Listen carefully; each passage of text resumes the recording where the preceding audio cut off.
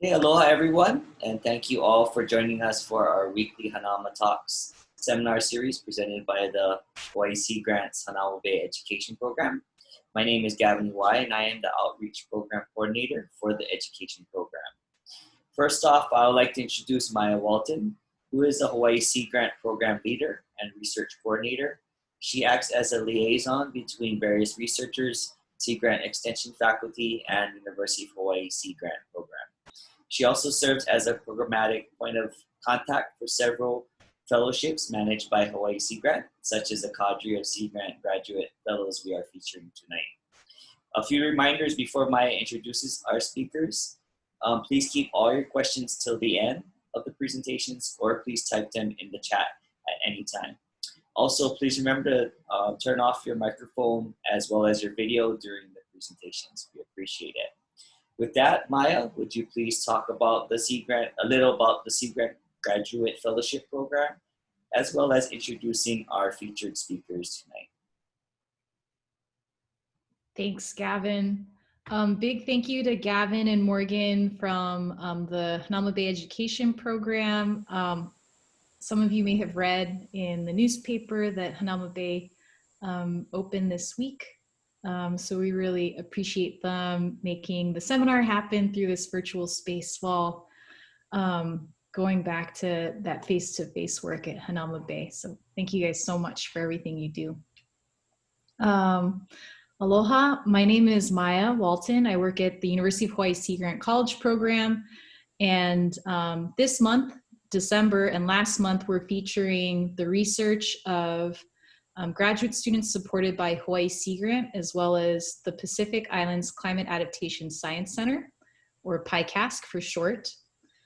And so these graduate students, they're supported through Sea Grant, they're supported through PICASC while they pursue their degrees. And what Sea Grant does is we provide training over the course of 2 years to these students in topics connected to science communication and outreach. And we ask that all of the graduate students complete 50 hours of outreach a year to the broader general public. And some of the ways they reach that outreach requirement is through talks just like this. So we're super excited to have them tonight. They have great talks prepared. We're gonna dive into some water quality research again this week. I know a couple of folks have joined in previous weeks and we've had some nice talks on water quality in cesspools. So we're gonna revisit that topic again tonight, and a really great talk on coral reefs as well. So lots of good talks to look forward to. So first we're gonna hear from Sea Grant graduate fellows Crispin Nakoa and Shayla Waiki. Their talk is titled, "What's That Smell? Identifying Sewage Hotspots in Hilo, Hawaii." Our second talk tonight will be from Sea Grant graduate fellows Matt Duff and John Cameron. Their talk is "Lurking Below, a Study of Groundwater Contaminants in the Ewa Beach Plains." And our last speaker tonight will be Sea Grant graduate fellow Zack Rago. And his talk is titled "Coral Reef Halos, Literally Living on the Edge." Sounds pretty cool. So like Gavin said, please feel free to enter questions in the chat box as we go along. If you look at the bottom of your screen, there should be a little icon that says chat, so put your questions in there. We're gonna take a question in between each of the talks as we switch speakers, but we'll have some set aside time at the end for a longer Q&A tonight.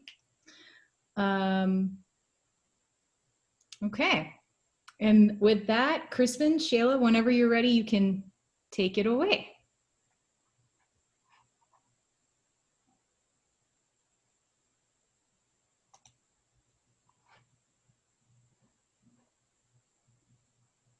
All right, looks good. We can see your slides. All right, and you can hear us good? And we can hear you. Sounds good. All right, so aloha, I'm Joseph Nakoa. I also go by Crispin, and I've been working with Shayla Waiki on our thesis projects at University of Hawaii at Hilo, Tropical Conservation Biology and Environmental Science, or TCBES graduate program. Our project is funded through Sea Grant. So getting into our talk tonight, what's that smell? Identifying sewage hotspots in Hilo, Hawaii. We have a few main goals and objectives. Our main project goal is to identify sewage hotspots along the Hilo coastline. And our other objectives are to determine the connectivity between on-site disposal systems, or OSDS, such as cesspools and septic tanks, and the surrounding coastal waters. We also hope to evaluate the presence of sewage in nearshore waters and determine if state water quality standards are exceeded in these waters.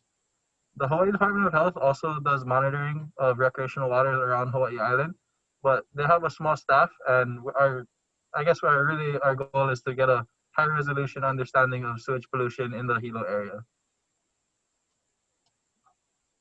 So if you guys aren't familiar with Hawaii, I know we have some people from the mainland in here tonight. Hawaii Island, or the Big Island, is the largest island in the chain, and we're specifically working on the eastern side of the island in an area called Hilo. I don't know if you can see my cursor. And further focusing in a small area called Keaukaha. It's a portion of Hilo. So the problem that we know is happening is that sewage is entering our coastal waters. It's a problem in many parts of the world, especially in coastal communities. And living on an island, almost every community on this island is a coastal community or very closely connected to it. So we know that this is happening, but we think it's happening through a variety of pathways. There's many cesspools utilized here, and not every place is connected to the sewage grid. And other studies have found that cesspools, they kind of leak the contents into the surrounding environment. And with the porous substrate here, it can be mixed in with the groundwater and pretty quickly be transported to the shoreline sometimes. There's also an outfall pipe located about 1 kilometer offshore of the Hilo, outside of Hilo Bay, that it's a discharge pipe for treated sewage. And since Hilo is one of the rainiest places in Hawaii and also up there on the list of rainiest places in the world, that increases the likelihood of sewage spills happening where partially or completely untreated sewage is discharged into the environment and then swept down through flooding into the ocean. The other problem we're looking at goes more into the Keaukaha community. I'm not sure how familiar you guys are with Keaukaha, but it's kind of a one road in, one road out kind of area. And it happens to be where all of our nicer beaches and a lot of our beach parks are here in Hilo. And if you ask any of the many community members or tourists, like, what's that smell? Because there's a pretty distinct smell that a lot of people notice in this area sometimes. The answers you get might be, oh, it's sewage. The wastewater treatment plant is just right on the other side of the airport behind us. Or there's a pumping station right there. Or the outfall pipe is just outside over here. And other people might say, oh, no, it's just low tide. There's a lot of natural fish ponds here. And at low tide, it exposes some of the decaying sediment on the bottom. Other people might just say, oh, I don't know, but I know what you're talking about. I definitely smelled it before, or I smell it right now. The problem with all these answers is that nobody has a lot of concrete evidence to back up what that smell actually is, and that's something we hope to gain through our studies. So what we specifically are doing is trying to gain a better understanding of the extent of Hilo pollution in Hilo. And we're doing this the same way the Hawaii Department of Health does it, by looking at fecal indicator bacteria, or FIBs. And the specific FIBs we're looking at are Enterococcus, which are used around the world to set water quality standards. And also Clostridium perfringens, which is another fecal indicator bacteria that is a little bit more indicative of human-specific waste. So to get our FIB counts, we go collect water samples monthly and take the water home, or take the water back to the lab, filter it, and then culture the bacteria that was in, any bacteria that may be in that water sample for about a day or 24 hours. And at each site, we're also looking at water quality parameters and collecting algae samples when possible. The reason we're collecting the algae samples is because sewage has a pretty unique stable isotope ratio of nitrogen, and it can be actually uptaken into plants and animals. So the algae kind of acts as a constant indicator that if there was sewage there and there was no fecal indicator bacteria, it's possible that the marker or the ratio could indicate that there was sewage at some point. It just didn't happen when we collected our water samples. It also could just solidify, like, yes, there's high fecal indicator bacteria here. There's sewage in the, or it's indicative of sewage in the algae sample. So this must be a sewage hotspot. There's constantly sewage here in enough of an amount to be taken up by the algae growing. And we see it in our once-a-month sampling. The other thing we're doing is looking at monthly samples from the Hilo wastewater treatment plant. We get samples of influent or untreated / raw sewage. also effluent or freshly treated sewage, and manhole samples that come from the last access point of the outfall pipe before it goes offshore. And from these samples, we're also looking at fecal indicator bacteria as well as nutrients. So getting a little more detail on our study site, like I said, the Keaukaha community consists of stations 1 through 13. It actually goes a little past that. And the rest of Hilo town is right over here, if you can see my cursor, and we follow through all the way to over here. So when we go sailing, we start out at Lehia Beach Park, also known as King's Landing, which is our station 1. If you've been to Keaukaha, it's at the end of that one road I was telling you about. And to go any further on the coast, you have to park and walk on foot or turn around and head back towards Hilo town. So then we follow all the way through the Keaukaha community, follow through Hilo Bay, and end up here in the north at Honolulu, where stations 19 and 20 are. Honolulu Beach Park is one of the most consistent and popular surf breaks on Hawaii Island, and it's heavily utilized by surfers, fishermen, and swimmers. When picking out our stations, that's something we look for. We wanted to know that we're monitoring places that are actually important and people go there a lot. There's a chance of people being exposed to this raw sewage that's in the water. And that helped us align our sites with the Hawaii Department of Health monitoring sites. So we have a station at every county beach park, as well as other areas that are heavily utilized by the community. You might notice stations 10 through 13 seem pretty well grouped over here. That area is Puhi Bay, but I'll let Shayla explain more about her side of the thesis project.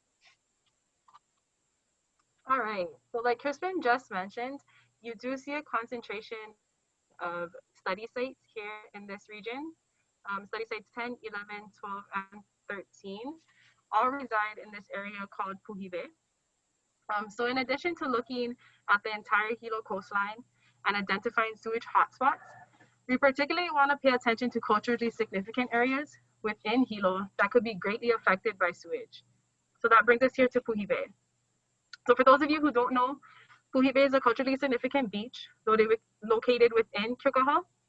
It was used for various traditional practices, such as hi'uwai. Hi'uwai is a cleansing or purification practice carried out by the Native Hawaiians on the second night of the month Velehu.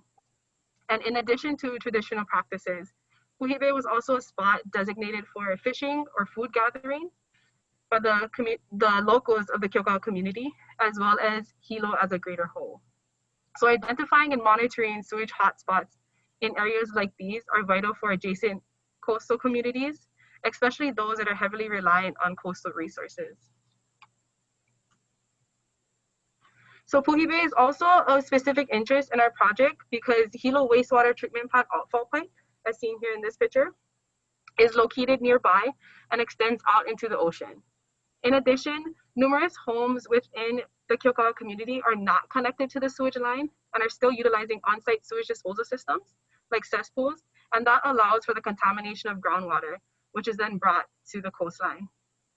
Since the construction of the outfall pipe, kupuna of the Keaukaha community have noticed changes in fish community composition and abundances, which gives us a reason to further study this area. So in addition to better understanding sewage pollution in these waters, we also want to document the intensity and type of smell that is encountered when passing through Keaukaha. For those of you who have not experienced it, at low tides or on other occasions, there's a strong smell of like sewage or rotten eggs, or even a combination of both that can be smelt when passing through Keaukaha. So in order to document what the community is experiencing or observing, we will use citizen science and incorporate a Google Forms survey that asks these questions like, which region are you reporting from, as seen in the lower right-hand corner, as well as what kind of smell, like seen in the middle picture. It'll also ask how bad is the smell, as seen in the lower left-hand corner. And this here is what we call the stinkometer. This is not finalized yet, but once it is, we will distribute that link to the Keaukaha community and have them take our survey.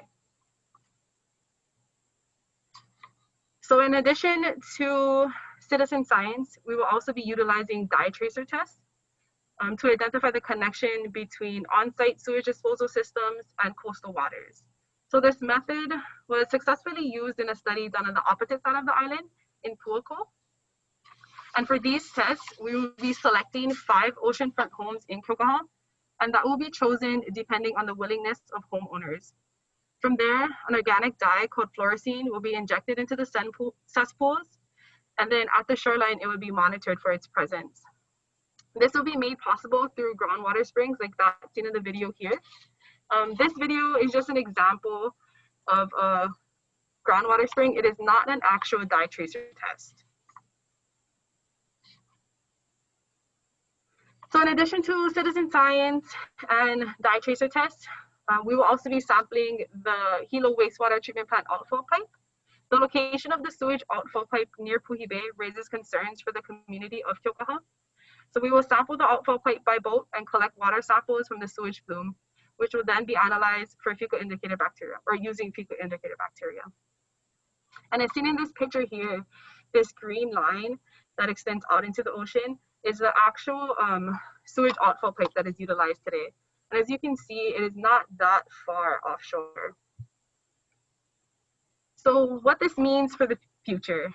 Upon completion of this project, we will have our results available to the Hilo community, Hawaii County, and the Department of Health. We also hope that our data set will be incorporated in the Hawaii Department of Health cesspool assessment report in 2021. We would also like to shout out two other graduate students who are part of this project. Tyler Gherkin, he is a graduate student at the University of Washington and is studying MRSA. We would also like to shout out Nick Vanderzeel. He's a graduate student and Sea Grant Fellow who attends UH Manoa, and he is studying microbial source tracking. Last but not least, we would like to recognize everyone who allows this to happen and all of those who have given us guidance and support throughout this project and continually. So with that, we'd like to mahalo you all for listening.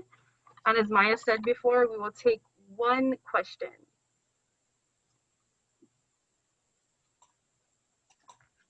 Thank you so much, you guys. Applause for your presentation. If we were in the room together, everyone would be clapping simultaneously. So let's take a question from the audience. If you have a question, please put it into the chat. And while we look for that question, let's bring up the next set of slides. So Matt and John, or Shayla and Crispin, can you stop sharing your screen and then Matt and John can bring up their slides, please? Awesome. Well, I'll ask a question as we move to this next presentation. Shayla and Crispin, you talked about dye tracer tests and working with 5 coastal homes in Keaukaha. Do you have any interest yet? And how do you hope to get the word out about recruiting these homeowners?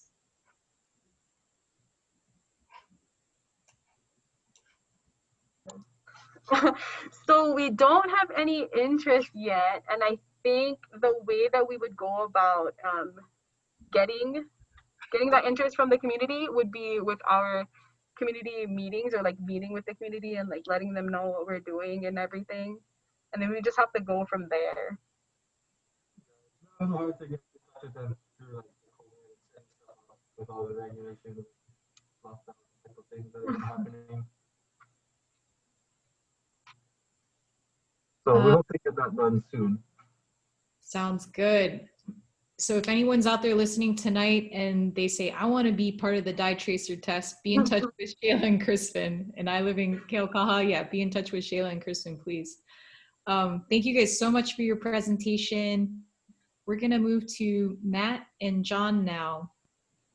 Okay, thank you. Thank you guys all so much. John and I just want to start by thanking everyone for taking time on this Thursday evening to come and hear a little bit about some of the research that we're going to be doing over the next couple of years. We also want to quickly just thank our advisor, Craig Glenn, who's the PI on the project, as well as our sponsors, the NOAA Sea Grant Fellowship, and as well as the Hawaii Department of Health. So just to give a quick little overview of some of the research that we're going to be doing, we're going to be looking primarily at this link that exists between land use practices such as on-site disposal systems, or OSDS, and submarine groundwater discharge in the EBA region, or SGD.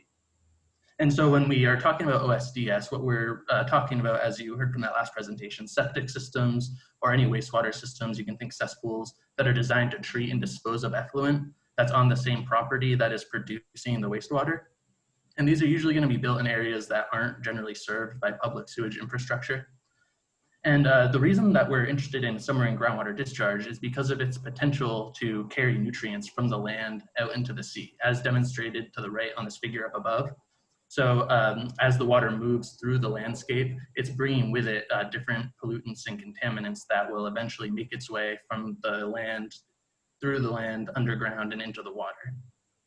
And so the Hawaii Department of Health identified cesspools and wastewater systems as a priority concern because of the risks that they can potentially pose to nearshore waters.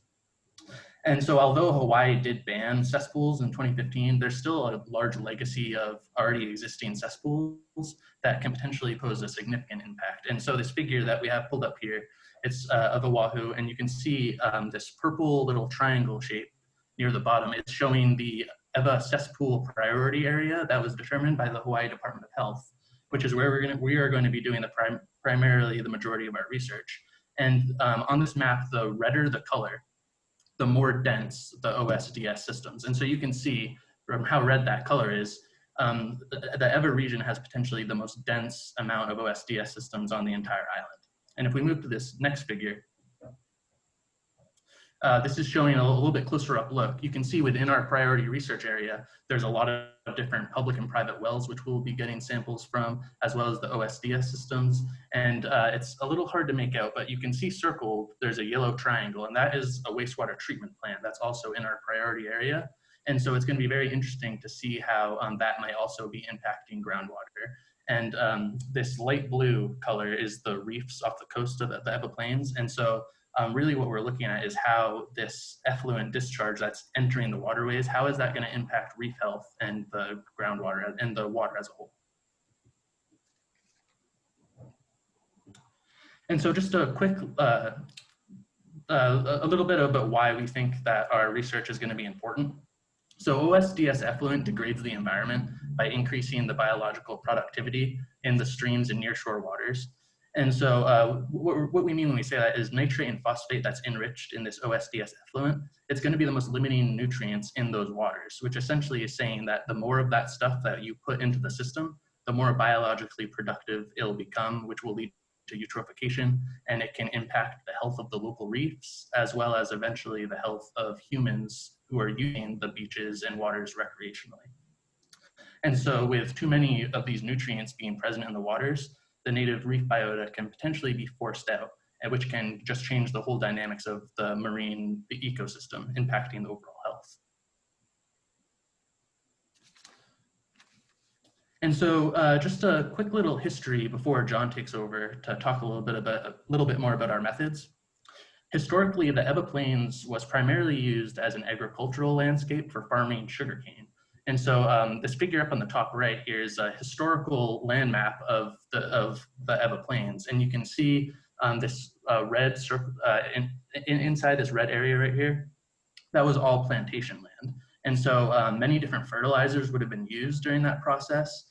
And so the fertilizers from the farming can have a long lasting impact on the groundwater. And so during our research, we expect to find these legacy chemicals and nutrients still present in the ground and in the groundwater. And so an important aspect of our research is going to end up being trying to kind of distinguish between, where is this pollution coming from? Is it coming from OSDS cesspools? Is it, how much of it is from agriculture and from the history of the agriculture in the area? Also, trying to compare some of that to some of the more natural processes happening in EVA. So for example, the EVA Plains is on top of a large thick surface of limestone. And this is interesting because as limestone degrades over time, it forms something called karst features in it, which are basically just sinkholes and fissures, which can also bring with it a higher potential for pollution, because stream and surface runoff will then go into the ground and enter these fissures, and it can contribute to the recharge of groundwater aquifers.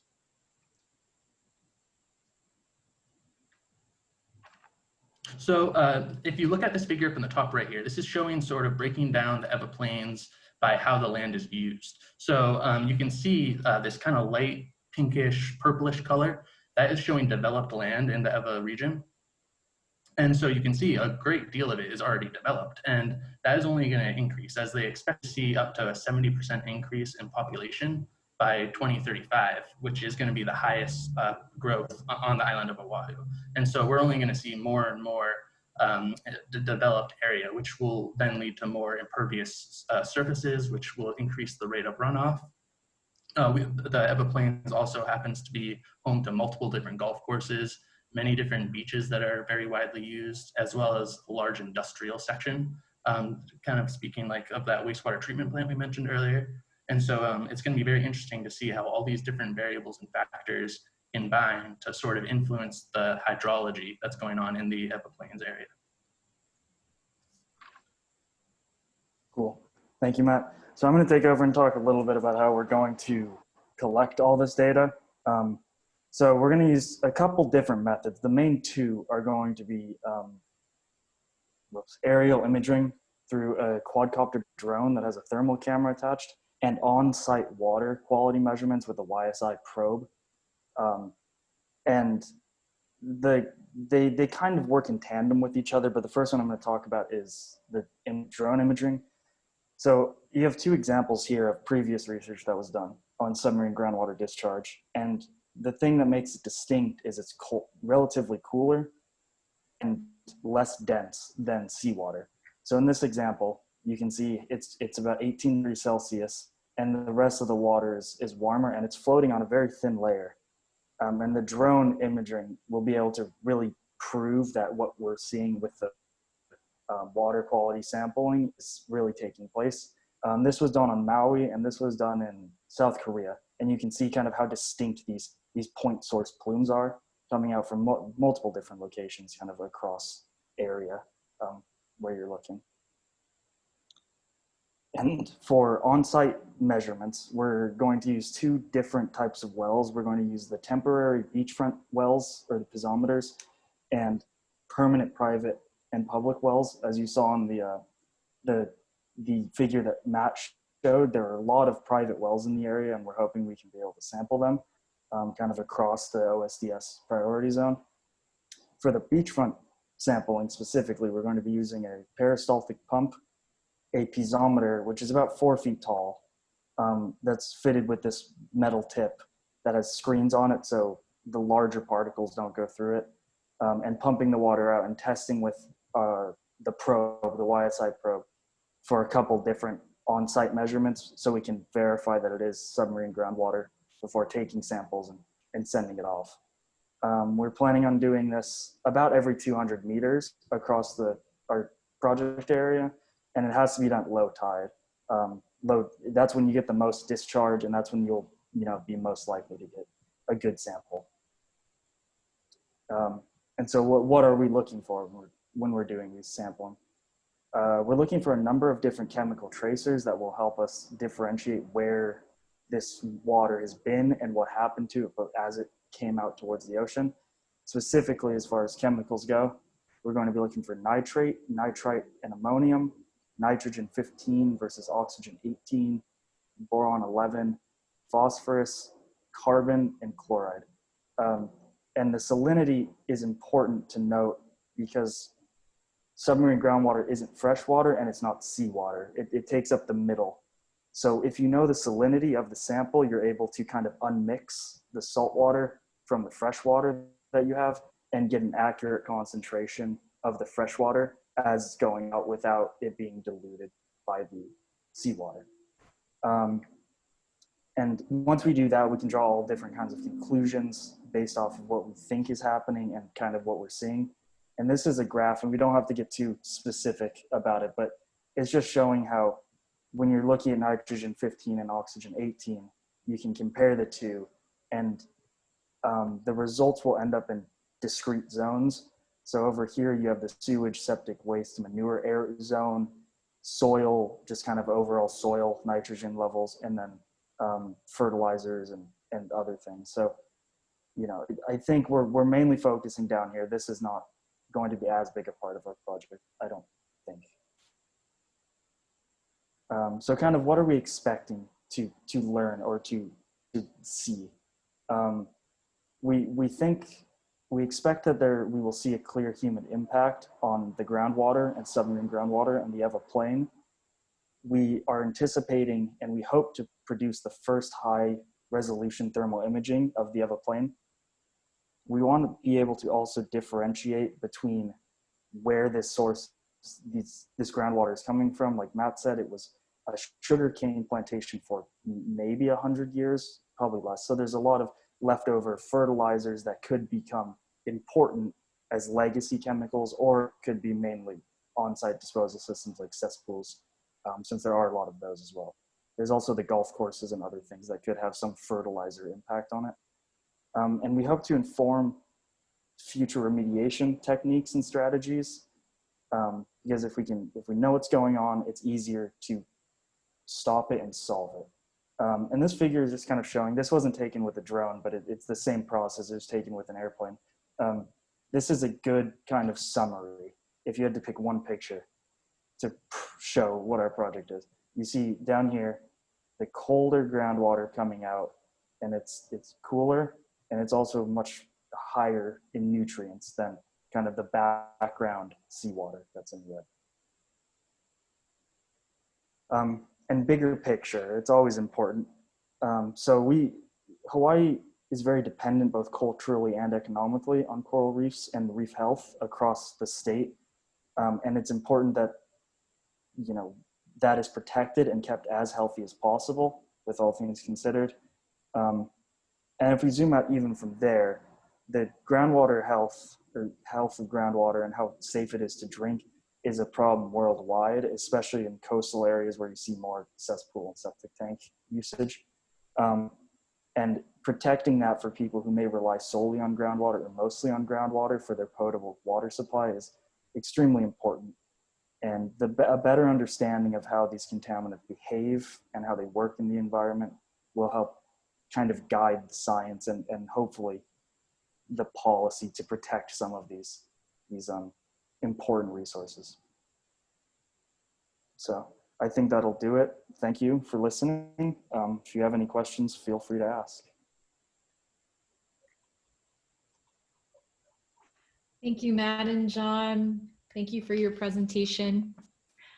Awesome. Okay, so while we bring Zach's slides up, we do have a question from the audience. Would you like me to read it, or would you like to go ahead and ask your question, Bob? Oh, okay. On the thermal imaging, I'm interested what elevation you do it from and how much, what the variation is on altitude as it relates to resolution. Yeah, so the drone imaging, since we have to be FAA certified, but we're doing it within public airspace. I think it's 400 feet above sea level is the maximum ceiling, and you get higher resolution as you get closer to the ocean. So 300 and 400 is a good range. The aerial imaging that was done with the plane, you have much lower resolution. So we're going for higher resolution. It'll take longer, but it's ultimately higher quality data. So we haven't done any of it yet, so I can't tell you like an exact elevation other than what we can go up to. I guess the other question that's related is you have a colorimetric indicators, but how much difference or differentiation is there between the temperature and the color? Yeah, that's a good question. So I should have mentioned that. It's only a couple of degrees Celsius, between 18 and 22, something like that. It's not a lot. And the thermal camera is pretty good at picking up slight variation, so you can tell, but it's not a lot. You're not seeing really large changes. Okay, one other question. If you do this on any given day, and you do it on another day and another day and another day, you're going to have different readouts probably that may be weather dependent. How do you take, do you have a way of averaging, or how do you select the one you like the best? Yeah. So yeah, it had, though all of this has to be done with like very kind of specific circumstances. It has to be basically dawn or slightly before. You can't do it when the sun's up because it will kind of wash out everything with solar heating. So it's just kind of a process you do. There can't be a lot of wave action. It can't be super windy.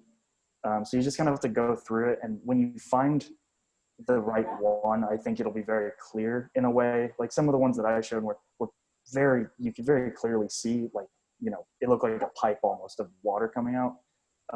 So I think it's just kind of a process you have to go through. Some days it might be marginally too windy and it's all in orange color.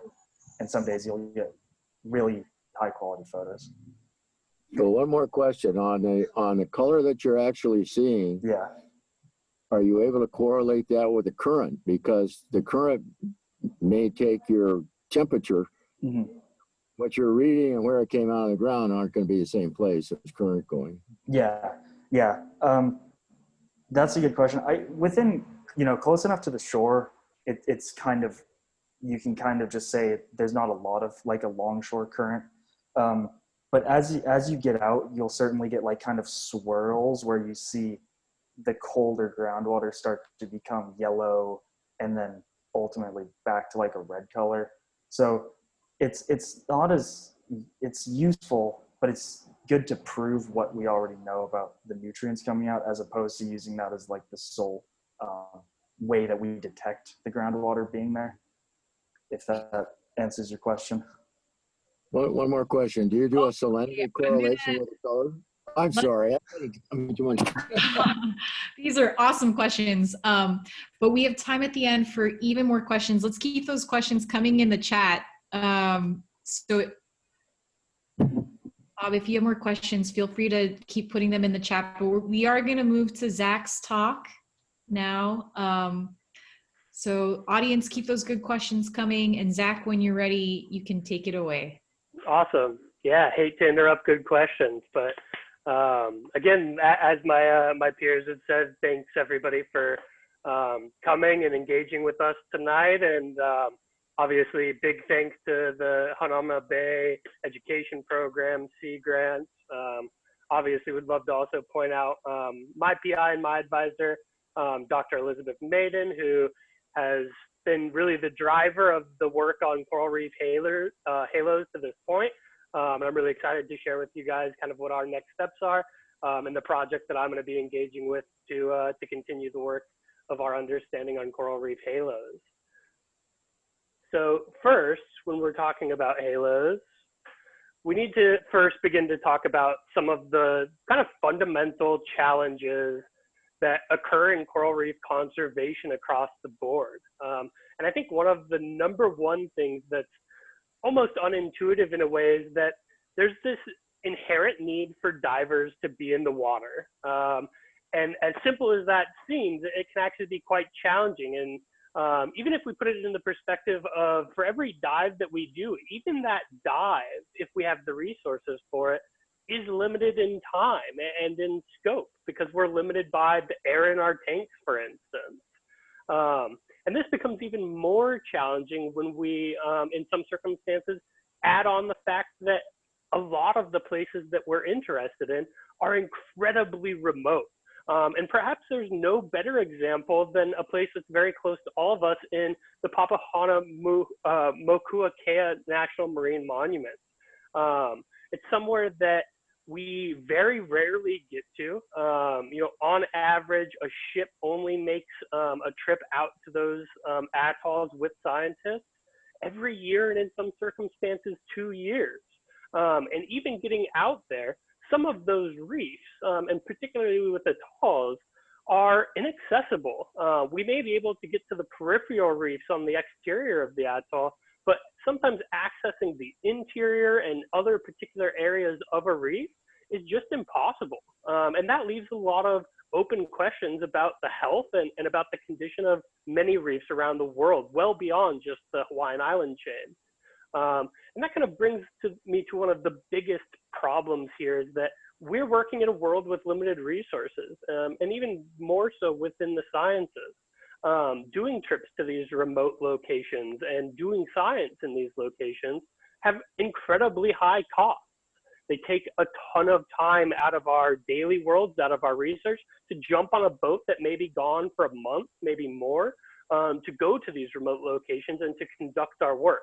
So there are kind of big consequences to doing this work that can be extremely challenging. And with all of those factors involved, this also leaves us with a problem of things like data gaps. If we're only making it out there so often, we only have so much data and so much to work with. Scalability, how much we can actually calculate, how many places we can actually go. Some of these places are incredibly weather dependent, and anybody that's been lucky enough to do field work, weather doesn't usually go your way. And lastly, most of this work is extremely narrowly focused. Like the photo you see on your screen, we tend to do coral coverage surveys, and maybe we get some fish data, algal data. But beyond that, it can be very challenging to get very comprehensive and robust data sets. Ideally, this concept of coral reef halos may be able to help that. So what is a grazing halo or a coral reef halo? Well, they're these really fascinating patterns that we see on aerial images of coral reefs. What's cool about them is they're ubiquitous across the globe. We find them in every ocean, from the Florida Keys to the Hawaiian Islands to Africa to the Great Barrier Reef. They're visible from space, or even with a simple drone. And what we think that they're doing is they're very good at showing what's going on with predator and herbivore interactions. And what I mean by that is this formation, this vegetative pattern that we're seeing, because if you can see my cursor, this barren area around the coral reef is barren sand that has been grazed on by herbivores. And there's a very obvious point where they simply just don't go any farther. And we kind of think of this as an ecology of fear. There's a certain amount of predators that may be existing on this ecosystem. And essentially, the herbivores are kind of scared, so to speak, to travel further away from the protection of the reef. And so they leave behind these kind of safety nets of where they've been grazing. And we can see this from above. And one of the cool things that we think about these halos is that it actually may show us that the ecosystem, what the status is of the balance of the ecosystem. So based on what these halos do, we might be able to make a good guess about whether the ecosystem's in balance. So the moral here is that we have a rough understanding of what's going on here, and we have an understanding that predator and herbivore interactions are going on, but it's not that simple. So up until this point, what we know about reef halos is really been derived from work that's been done on marine reserves. And we use marine reserves as a proxy for this idea of how many predators are in existence. So as many of you probably know, a marine reserve essentially means that it's fully protected. There's no fishing going on, and with no fishing, as you can see here, our understanding, and the reason it's a proxy, is that we believe that means there's going to be more predators.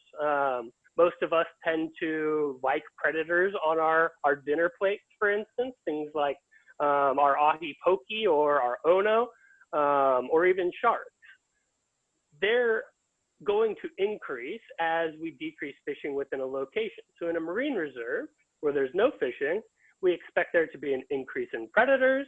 Therefore, within the herbivores, we expect an increase in inherent fear within them, or in better terms, rather than fear, a lack of confidence to travel farther away from the protection of a reef.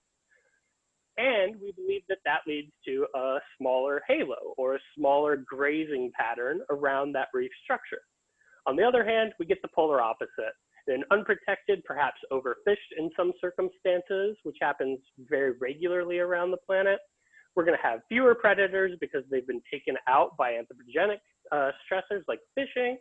And that's going to lead to less fear, something like the Big Lebowski, just grabbing his milk out of the grocery store and feeling very comfortable to graze much farther from the protection of that structure, and therefore leading to a larger halo. The problem with this up until now is that this is just a proxy. This is a big assumption that we're making. While it's a good assumption that marine reserves are going to have more predators and unprotected reefs likely are going to have fewer, it's not the best mechanism. And what my work is oriented around is really beginning to uncover and scratch away and tease out exactly what's going on here by manipulating different densities of predators and prey. And so a great analogy to do this is, instead of big fish, little fish or herbivore, and seaweed, let's think about this as a cat, mouse, and cheese game, where we have our mouse, we have our cheese, and we have my cat Harriet, who may not be the biggest predator in the world, but I think she could take out a mouse. In this scenario, right where we're looking at now, we've got the single mouse and single Harriet here, and they might have this nice balance going on where the mouse can go out and he can kind of eat that cheese and find a middle ground or find a balance. What I'm going to do with our project is to change the densities of these different players. So if I change the amount of mice here, Harriet might have a little bit of a tougher time to be able to actually pick off all the mice. Perhaps she gets one, but there's still, she's outnumbered essentially. And these guys might eat significantly more cheese than what they would have otherwise. And that halo of cheese, so to speak, is going to expand.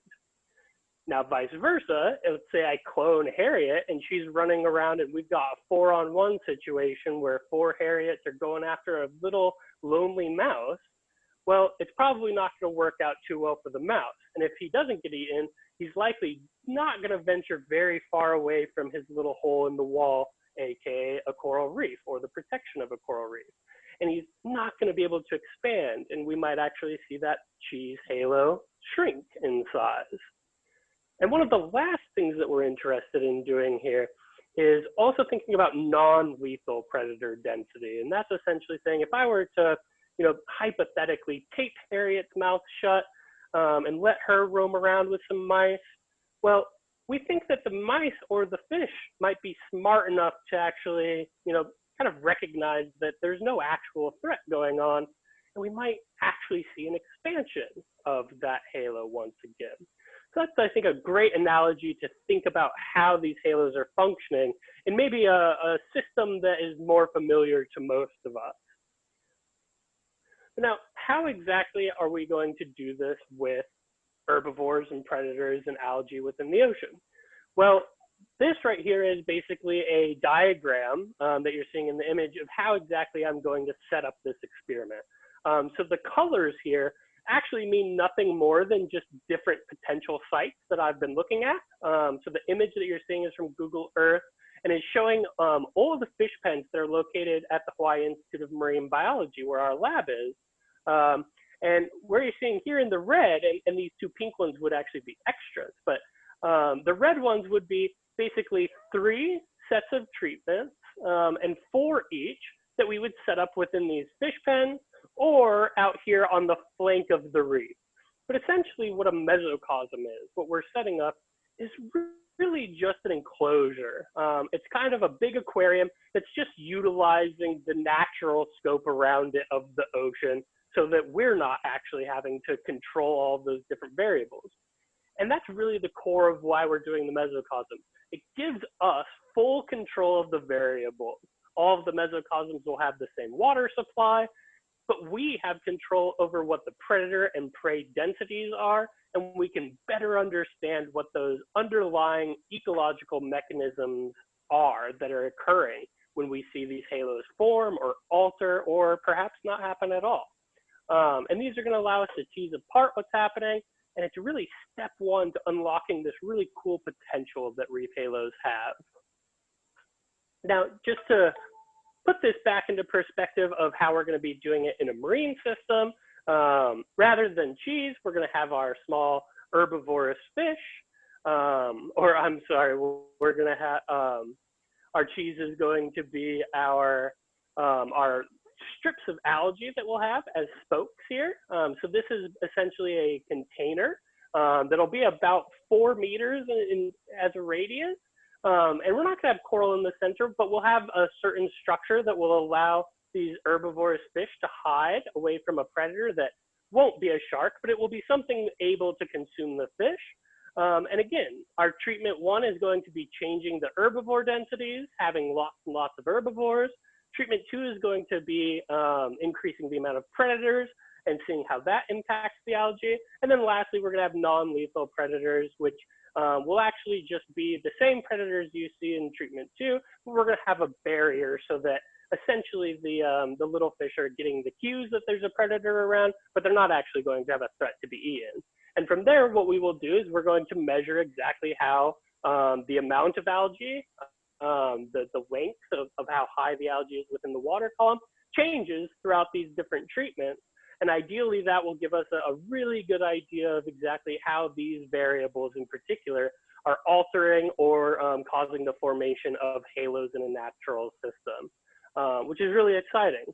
It's really exciting because if our hypotheses are correct here and the way that the size and the shape of halos change based on these densities, we might actually be able to start be able to make really cool predictions about what's going on a reef.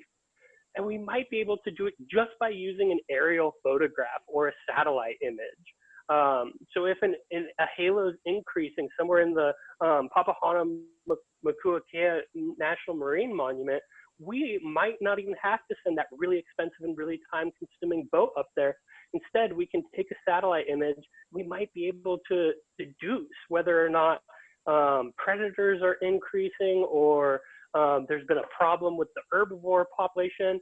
So that's really exciting. But again, we're only at step 1. That's really long-term thinking. But it's an amazing prospect. And, you know, our long-term goals are to be building kind of machine learning and using algorithms and satellites to be able to merge tech and conservation and use this really strange phenomenon that's been around for many years and we've known plenty about it. But we're only now beginning to really dig into the mechanisms and see if they're a potential, you know, phenomenon that can help us expand coral conservation and remote monitoring to places that to this point have been inaccessible to us. So really cool prospect and a really interesting project that I'm excited to get started with. So at that, thank you guys. I'm really excited to hear any questions. Again, thanks to Sea Grant and the Hanauma Bay Education Program, the University of Hawaii at Manoa, HIMB, and Elizabeth made it in her lab out on HIMB. So thank you guys. Thank you, Zach, for your presentation. Applause for your talk. Awesome.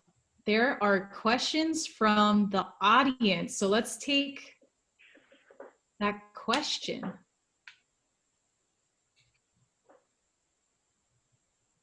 Robert Slana, would you like to ask your question or do you want me to read it? No, I got it. I thought, I just don't like to jump in, but I usually do. Okay.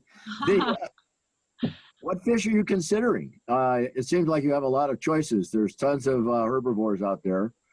And so you've got about 12 feet to play with there.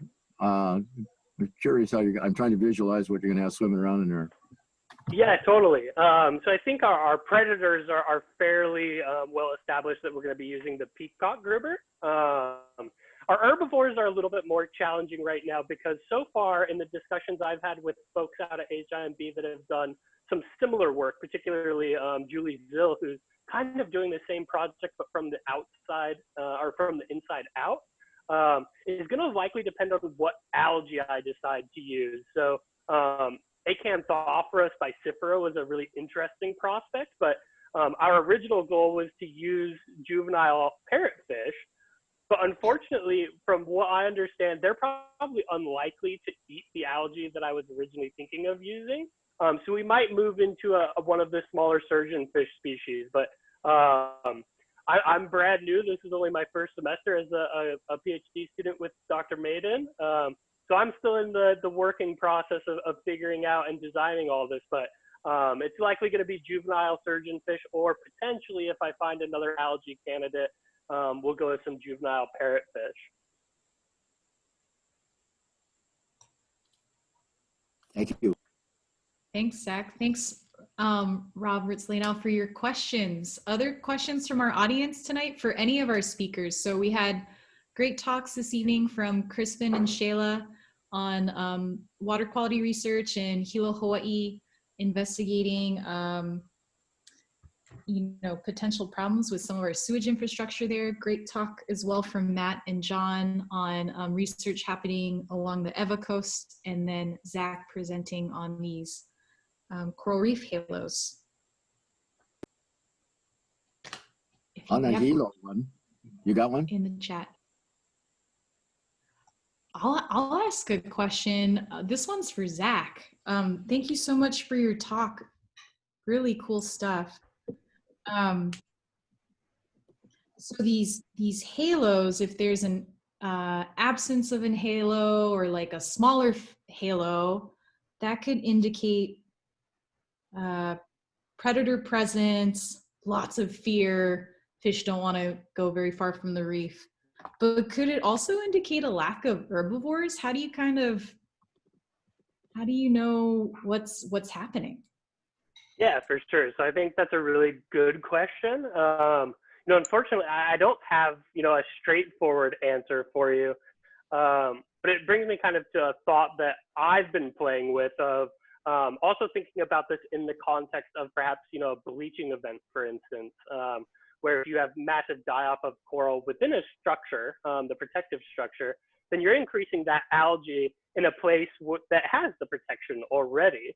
And rather than what you're saying, kind of a decrease of herbivores, but rather a lack of incentive for them to just leave the structure in the first place, and potentially seeing that shrinkage. But my gut tells me that, if there is that lack of herbivores or lack of smaller fish, then obviously you're going to see that kind of trophic cascade up into the larger predators as well. So I think no matter what, if you're seeing that alteration from what is a normal baseline, you're getting an idea that at least something within the ecosystem isn't in balance. And that in itself is important. And what's exciting here is that that's exactly what we want to figure out. So we don't have the answers yet, but the goal is that the changes in that halo should indicate to us that something funky is going on a reef. We just want to know what that is. Very cool. Okay, so tracking those halos through time. I like it. Other questions from our audience tonight for any of our speakers? Ooh, there's some good ones that just came in. So let's see. M space T. Would you like to ask your question or do you want me to read it? Oh, that's me, Maya. It's Molly. Oh, Molly, go for it. Would you like to ask your question? Sure. That's what M stands for. I was just, Zach, I think this stuff is super cool, but I also wonder, it's so fish focused, and there are so many invertebrates that are intense grazers, and not only macro invertebrates, but you've got micro grazers that, at nighttime, they just come out, they'll be on the sand, they'll be on the reef flats, and they'll just start plowing the field, so to speak. Are you going to also try to assess the impact of invertebrates and how they may be influencing these structures? Because it may not necessarily just be fish. Totally. So I know a lot of like Elizabeth's work in the past, right, have also shown like even some other fish that where bioturbation is also potentially playing a role here, where not even an herbivore, something that's eating something in that area, but still working within the fear metric, is kind of stirring up that sediment and not allowing the algae to come back. But there's certainly a lot of research. I think even some of the first kind of authored papers when they talk about the halos, one of the biggest ones that was pointed out was diadema sea urchins. And so they're certainly playing a role. But within this first stage of our research and within these mesocosms, we're not going to be looking at those kind of larger scale invertebrate herbivores. But it would be very cool to begin to include them. And my gut tells me that once we have these mesocosms set up, they're going to be put to good use, and lots of different treatments are going to be, following suit here be able to uncover the little nitty gritty pieces that are at play here. But yeah, that question just goes into the gist of that. It's certainly not simple, but we got to start somewhere. Mahalo, Zach. Mahalo, Molly, for your question. We are at 7:30, so we are going to close the seminar. I hope some of you can join us next week. We have another great set of talks next week. For those of you that have questions in the chat that we didn't have a chance to get to, please be in touch with our Sea Grant graduate fellows. Maybe they can answer these questions via email or through some other mechanism, some other way. So yeah, thank you so much for joining us tonight, and we hope to see you next week. And thanks to our grad fellows for great talks. Thank you, everyone.